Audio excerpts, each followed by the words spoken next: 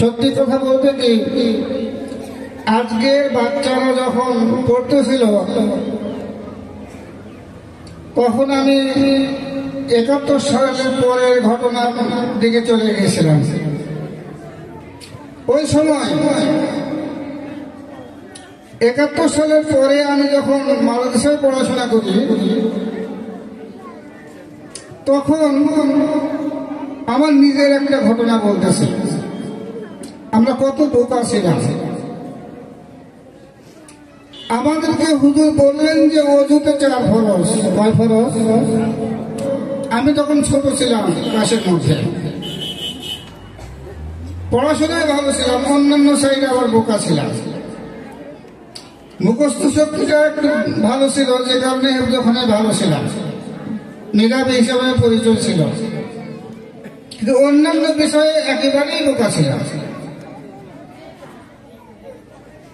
হুজুর বলতেন যে অজুতে কয় ফরজ?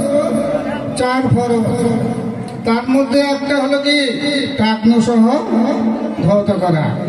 টাকনু সহ ধৌত করা। আমি এই টাকনু বুঝি নাই। আমাদের হিলি মাদ্রাসায় তখন অফিসের পাশে পুকুর যেটা আছে, এটাতে ঘাট ছিল।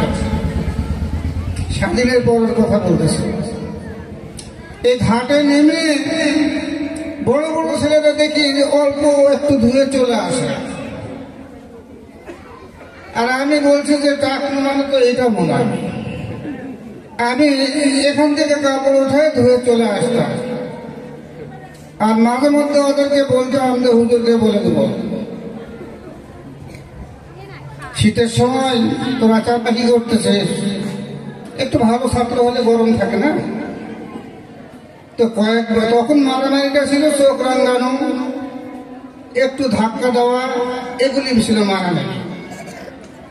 তো এভাবে কয়েকদিন বলার পরে আমাকে একদিন চোখ রাঙানো হলো। আমি হুজুরকে বিচার দিলাম, বললাম যে হুজুর আমাকে ওরা শুধু ভয় দেখায়। কেন?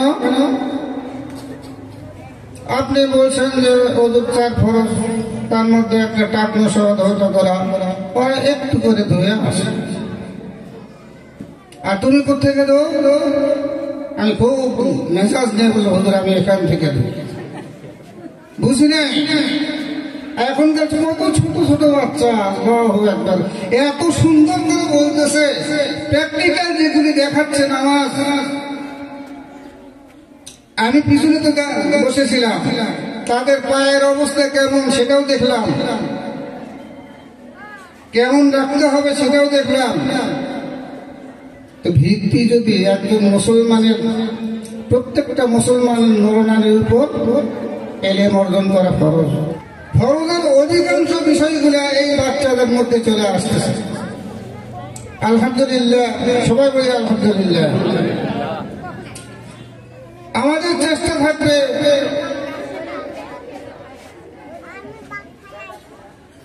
আপনার চেষ্টা থাকবে আপনার বাচ্চা যেমন ঠকে নেই, আপনার আত্মীয় স্বজনের বাচ্চাও যেন না ঠকে।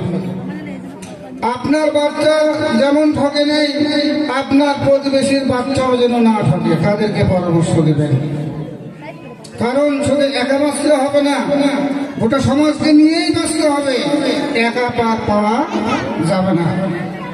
অতএব আমরা যারা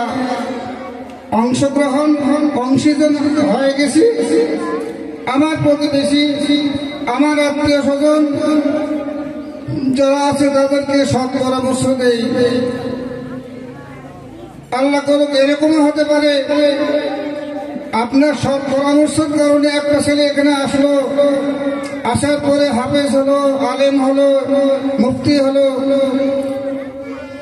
আপনি ওই ছেলে যেমন সওয়াবের অধিকারী হবে, আপনি পরামর্শ দেওয়ার কারণেও আপনিও সওয়াবের অধিকারী হবেন ইনশাআল্লাহ।